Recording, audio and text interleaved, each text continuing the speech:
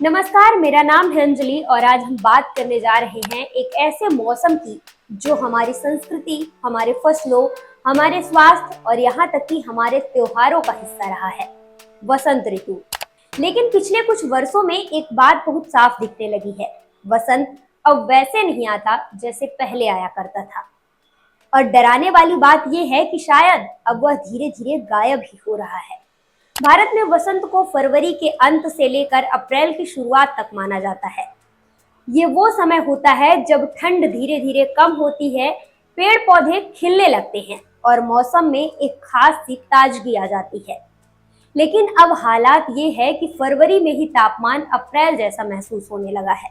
जहां पहले सर्दी से गर्मी तक का सफर एक धीमी आरामदायक रफ्तार में होता था, अब वो अचानक हो रहा है। एक दिन ठंडी हवा और अगले ही दिन तेज धूप और गर्म हवा। इस बदलाव के पीछे की वजहें भी सामने आ रही हैं। भारत मौसम विज्ञान विभाग के आंकड़ों के मुताबिक पिछले 30 सालों में सिर्फ फरवरी के औसत तापमान में ही 1 डिग्री सेल्सियस की बढ़ोतरी हो चुकी है। सोचिए, ये सिर्फ 1 डिग्री ही नहीं, ये एक पूरे मौसम के बदल जाने का संकेत है। इस साल तो जनवरी में ही 1901 के बाद से दूसरी सबसे गर्म जनवरी रही और फरवरी रिकॉर्ड तोड़ गर्म रही। मार्च में देश के कई हिस्सों में तापमान 40 डिग्री से भी ऊपर चला गया, जो आमतौर पर मई जून में होता था। 27 फरवरी को ही हरियाणा, चंडीगढ़, दिल्ली, उत्तर प्रदेश, राजस्थान, गोवा और केरल के कुछ हिस्सों में तापमान सामान्य से 5 डिग्री सेल्सियस ज्यादा रिकॉर्ड हुआ। गुजरात के राजकोट ने 13 मार्च को 42.1 डिग्री सेल्सियस दर्ज किया और उड़ीसा का बौद्ध 18 मार्च को 43.6 डिग्री सेल्सियस पर पहुंच गया।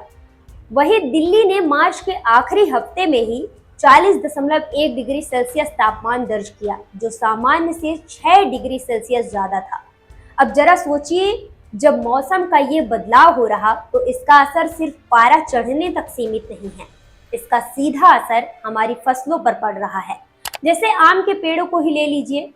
रत्नागिरी के आम किसान प्रफुल्ल कामले बताते हैं कि इस बार नवंबर से फरवरी के बीच जो फूल आने चाहिए थे वे आए तो, लेकिन फल एक भी नहीं लगा। पहले एक फूल में 5 से 6 आम बनने की उम्मीद होती थी, इस बार एक भी नहीं। वजह, बारिश ज्यादा हुई, सर्दी कम हुई और मौसम फरवरी में ही गर्म हो गया। कामले का अनुमान है कि इस बार कोकड़ क्षेत्र में आम का उत्पादन लगभग 20% घट गया है। ठीक ऐसी ही स्थिति बाकी रबी फसलों की भी है, जैसे गेहूं, सरसों, आलू और दालें। इन फसलों को धीरे धीरे बढ़ता तापमान चाहिए, लेकिन जब सर्दी खत्म होती है तो तेज गर्मी शुरू हो जाती है, तो फूल झड़ने लगते हैं, दाने ठीक से नहीं भरते और उत्पादन घट जाता है। सरकारी आंकड़ों के मुताबिक इस साल रबी फसलों की बुआई 661 लाख हेक्टेयर में हुई, जबकि पिछले साल ये आंकड़ा 651 लाख हेक्टेयर था। यानी रकबा तो बढ़ा, लेकिन मौसम की मार उत्पादन पर भारी पड़ सकती है। यही नहीं, तेज गर्मी की वजह से कीट और बीमारियों का खतरा भी बढ़ जाता है, जिससे किसान की लागत तो बढ़ती है लेकिन मुनाफा घट जाता है। खेती किसानी के साथ साथ इसका असर हमारी सेहत पर भी पड़ रहा है। मुंबई में फरवरी में ही 36 डिग्री सेल्सियस तापमान चला गया और उसके बाद डॉक्टरों ने फ्लू के मामलों में तेज बढ़ोतरी देखी। ऐसा क्यों हुआ? क्योंकि मौसम के अचानक बदलने से शरीर को समय नहीं मिल पाता ढालने का। इसके अलावा जैसे जैसे गर्मी लंबी होती जा रही है, शरीर पर उसका बोझ भी बढ़ता जा रहा है।